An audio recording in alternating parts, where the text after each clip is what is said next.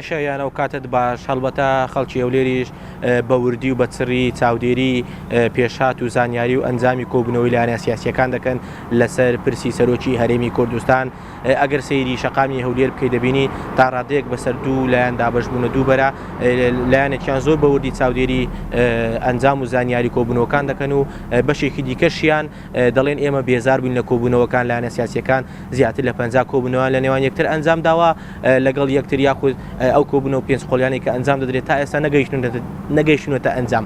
بۆیە ئەوان دەڵێن پێویستە ئەمڕۆ کۆبوونەوەکان یەکلایی کەرۆ بێ بۆی ئەو بێزاری ئێمەش نمێنێت و واروەها دۆخەکە ئارام بێتەوە. من دەمەوێت بسمەلای هاو نیشتیمانیان و بۆ چونیان وەربگرم و لیان بپرسم تۆ ئومێدت بەلایەنەکان هەیە ئەمڕۆ ڕێککەون یاخود داویان لێ دەکەیت؟ داوایان لێ دەکەم بەستە و کۆبوونەوە تا کەنجنێ خەرک بێزارە خەرک ژیانی دەوێ خەرک نەک دانیشتنەوە ئەو زارە دەرسەشکە زەرسەشکە هەر دەبی ڕێککەون. داوایان لێ دەکەیت؟ داوایان لێ دەکەم ڕێککەون. خەرک بێزارە بەڕاستی وەکو کاسبکار و پیشۆرانی ناو بازار تا چەند کاریگەری هەبوو ئەم دۆخی ئێستا لەسەر پیشە و لەسەر بازاریەوە 150 کاریگەری هەبووە. کاریگەریی باش بە خراپ زۆر خراپ. بەڵێ ئەگە بێت ئێرە ئەتو باس لەوەی کرد کە لە سلێمانیەوە هاتووی لە سلێمانیەوە هاتووی بۆ هەولێر لە هەولێرەوە داوای چی لە لایەنە سیاسیەکان دەکەیت؟ داوا ئەکەم ڕجایە بیل لە شەیدانکەنەوە بیل لە پێشمەرگەکەنەوە بیل لە جەبهەکەنەوە بیل لەو برسێتی ناوبازاڕکەنەوە بیل لەوەکەنەوە کە لە 100 خەڵق هیلاکە.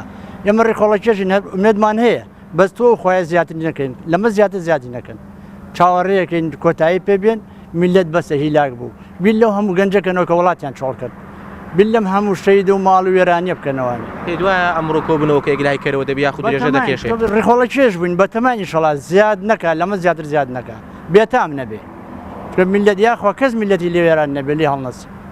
سپاس دەکەم. دیارە هاو نیشتیمانیان لێرن تۆکو کوردێک داوای چ لە لایەنە سیاسیەکان دەکەی لە کۆبوونەوەی ئەمڕۆ و ئومێدت هەیە ڕێککەون؟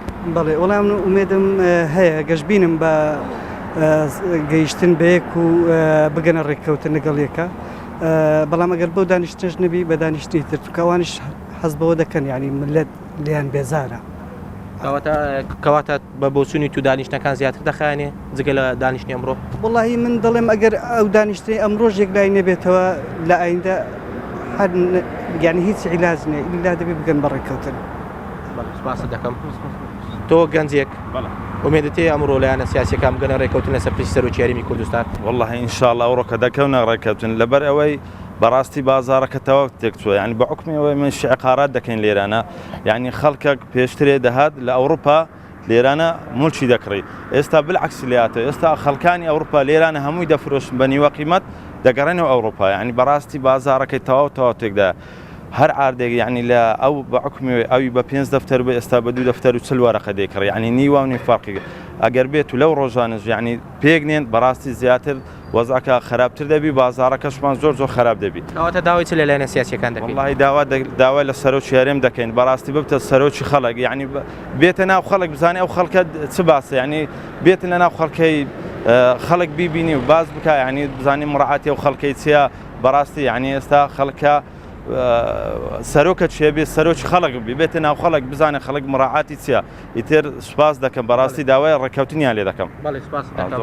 تۆش لێرەی دەتەوێت قسە بکەیت تۆ داوای چ لە لایەنە سیاسیەکان دەکەیت؟ بەێ وڵی من هیوادارم ئەو جاری کۆتایی بیتن پێک بێن لە خۆ سازان بکەن ئیدی بەسە یعنی هەتا ئەو کۆبوونەوەە هەموو ڕۆژێ هەموو عالەم چاوی لە تەلەڤیزیۆنە کۆبوونەوە لە دوای کۆبوونەوە هیوادارین یعنەوە دوایین کۆبوونەوەی بی بگەنە سازانێک ئەو سەرۆکە لە خۆ هەڵبژێرنەوە چونکە زروفەکە ئەو هەدەخوازێت کە ئەو سەرۆکە جارێ بمینیت حتاکو معانە زۆرش پێویستە چونکە ئەمە لە شەرداینە ئەمە لە تەحریمی اقتصادی داینە لە هەموو تشتێک داینە ئەوە گەنجان هەموو هەردێن دەچن مەسەن لە بە اقتصادی ئەمە لە بازاری عقارە لێرەیش دەکە هەموو بێ ئیشکردنە ینی بازار هیچ نەمایە باوەڕ بکە عرض هەتا 100 دەفتەری چۆ بە ئەوڕۆ بە 6-7 دەفتەریە ئەنی بازار و کاسبی نەمایە هەمووی هۆی سیاسیە داوا دەکەن لەو حیزبانە بە زووترین کات بگەنە سازانێک کە یعنی دژمن لەو بینەی سوء استفادە لێ منەکەت یعنی حقت داواکارین کە زووترین وەخت ئەو کۆبوونەوەش ئاخرین کۆبوونەوە بیت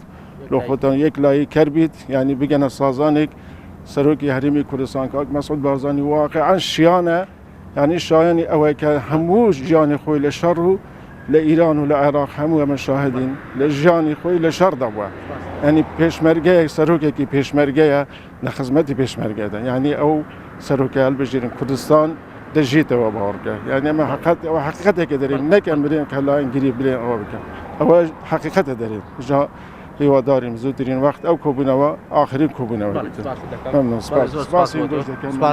بەڵێ شەهیان دەگەڕێەوە لای تۆ ئەوە بەشێک بوو لە بۆچوونی هاو نیشتیمانیان لە هەولێر لەسەر کۆبوونەوەی لایەنە سیاسیەکان لەسەر پرسی سەرۆکی هەرێمی کوردستان. بەڵێ ڕەنجە جەمال پەیامنەرە ڕووداوە لە هەولێرە زۆر سپاس بووتە و میێوانە لەگەڵتەدا.